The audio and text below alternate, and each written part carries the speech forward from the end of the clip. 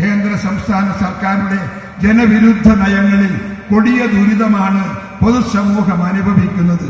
ജനങ്ങൾക്ക് ആശ്വാസം പകരുന്ന ഭരണപരമായ ഒരു നടപടിയും ഇരു സർക്കാരുകളുടെയും ഭാഗത്തു നിന്നുണ്ടാകുന്നില്ല. BJP ഭരണകൂടം മതങ്ങളുടെ പേരിൽ ജനങ്ങളെ ഭിന്നിപ്പിക്കുമ്പോൾ കേരളത്തിൽ പിണറായി ഭരണകൂടം അധികാര തുടർച്ചയുടെ ഹോമിൽ അഴിമതിയും കൊള്ളയും നടത്തുകയാണ്. അതിൽ നിന്ന് രക്ഷപ്പെടാൻ വിജയ്ക്ക് കീഴിൽ രാഷ്ട്രീയ അഭയം തേടുകയാണ്. CPM മുഖ്യമന്ത്രിയുടെ മകൾക്കെതിരായ കേസിൽ കേരളം കാണാനിരിക്കുന്നതും ഈ നാടകത്തിന്റെ തുടർച്ച മാത്രമാണ്.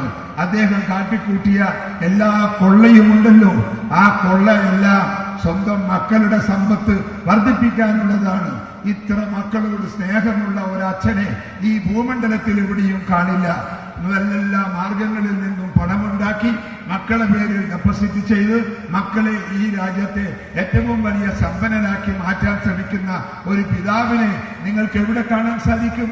അതുകൊണ്ട് പിണറായി വിജയന്റെ മനസ്സിനെ കുറിച്ചുള്ള ഒരു യാഥാർത്ഥ്യ ചിത്രം നിങ്ങളുടെയൊക്കെ മനസ്സിന് ഉണ്ടാകണം എന്ന് ഞാൻ ഈ സന്ദർഭത്തിൽ ആവശ്യപ്പെടുന്നു. പ്രതീക്ഷയോടെയാണ് ജനം കോൺഗ്രസിനെ കാണുന്നത്. മതന്യൂനപക്ഷങ്ങളും ഭൂരിപക്ഷ സമുദായങ്ങളും CPMന്റെയും കാലഘട്ടം കൂടിയാണിത്. ജനങ്ങളുടെ പ്രതീക്ഷയ്ക്ക് കോട്ടം വരാത്ത പ്രവർത്തനമാണ് നമ്മളിൽ നിന്നും ഉണ്ടാകേണ്ടത്.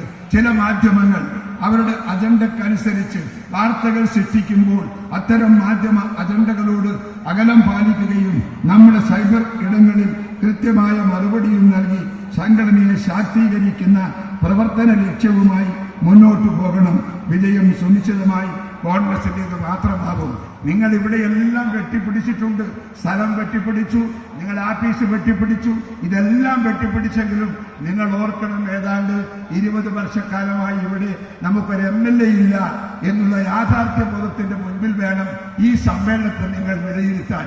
നമുക്ക് ഈ ഒരു മീറ്റിംഗിന്റെ അകത്ത് ഇത്ര ആളുകളെ സംഘടിപ്പിക്കാൻ സാധിക്കുമെങ്കിൽ എന്തുകൊണ്ട് ജനത്തെ നമുക്ക് പിറകിൽ അണിനിരത്തിക്കൂടാ? നിങ്ങൾ പ്രവർത്തിക്കണം.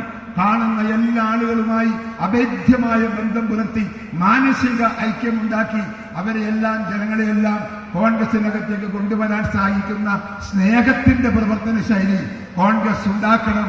കോൺഗ്രസ് കയ്യിലെടുക്കണം. ആളുകളെ കാണണം, അവരെ പറഞ്ഞു മനസ്സിലാക്കിക്കണം, അവരെ കൂട്ടിക്കൊണ്ട് ഈ മഹത്തായ ഓഫീസിന്റെ അന്തസ്സിനനുസരിച്ച് ജനസമുദ്രമായി ഈ കോഴിക്കോട് ജില്ലയിൽ ഇന്ത്യൻ നാഷണൽ കോൺഗ്രസിനെ മാറ്റിയെടുക്കാനുള്ള നിങ്ങളുടെ പോരാട്ടം അത് ലക്ഷ്യം കാണുന്നത് വരെ തുടർന്നുകൊണ്ടേയിരിക്കണം എന്ന് മാത്രം നിങ്ങളോട് ആവശ്യപ്പെട്ടുകൊണ്ട് നിങ്ങൾക്കെല്ലാം അഭിവാദ്യം അർപ്പിച്ചുകൊണ്ട് എന്റെ വാക്കുകൾ ഉപസംഹരിക്കുന്നു. നിങ്ങൾക്ക് നമസ്കാരം. ചെയ്യും.